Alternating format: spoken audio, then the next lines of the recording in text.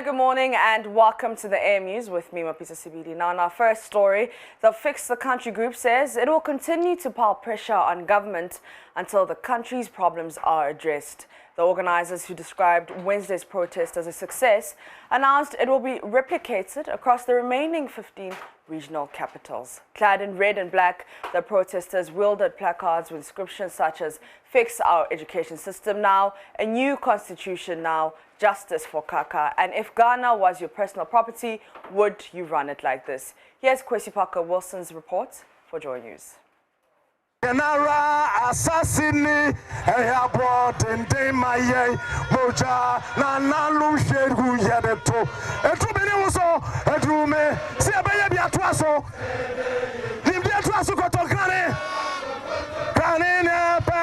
was a charged atmosphere after speakers who took turns to address the crowd chronicled what they see wrong with the country's governance system.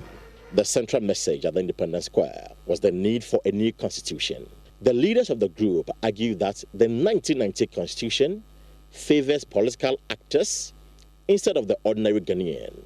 Former presidents since the inception of the Fourth Republic were accused of being the main architect for the country's wobbling economic status. One of the leaders of the group, Oliver Bakafumao, addressing the crowd, announced that the group will continue to stage similar protests across the remaining 15 regions.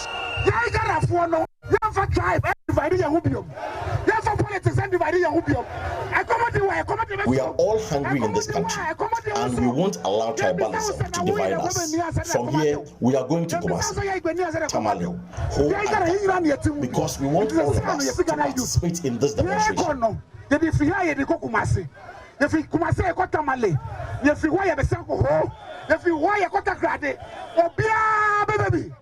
It's a 419 republic.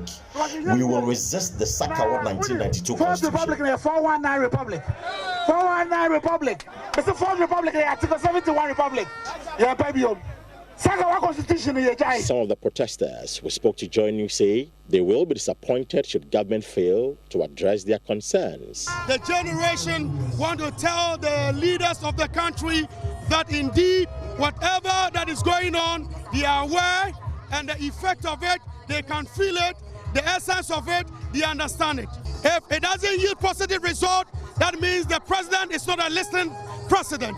If the president is a listening president, the Minister of Information should have been here. Some important leaders of the country might have been here. Because this is not a political rally, it's not a political campaign, it's not a political demonstration. I believe that whatever that we sought to tell the people, we sought to tell the leaders, they've heard us. And if they do not do whatever we ask for, we are coming back again. I believe so. I feel it. So you think this will yield the necessary or positive result that you expect? Yes. And even if it does not yield it, we are coming back again. I believe so. Even before the start of today's demonstration, some health experts were concerned it could cause a spike in the country's COVID-19 cases. JoyNews cameras captured the blatant disregard for some of the protocols. Felicity Nelson, one of the conveners, said the group will not accept any blame should there be a spike in the country's COVID-19 cases. Chief Medical Director of the Ghana Health Service, actually after Christmas, after the elections, when the numbers went up, actually mentioned that there's no evidence that shows that open air events leads to a spike in cases. So as far as I'm concerned, he's the Chief Medical Director of the Ghana Health Service, so I'm going to take his word for it. So if we cannot attribute us going for elections, even though there was COVID in the system, and us going on all these health walks and whatever before the elections, if that did not lead to the spike in cases, why then should we take responsibility for a spike in cases now because we've been on the demonstration? Over 5 crowd control vehicles and over 15 pickup vehicles packed with armed police officers were deployed to escort the demonstrators through the designated routes. But the Accra Regional Police Public Relations Officer, DSP Efiatenge, responding to the concerns, explained the reason for the deployment.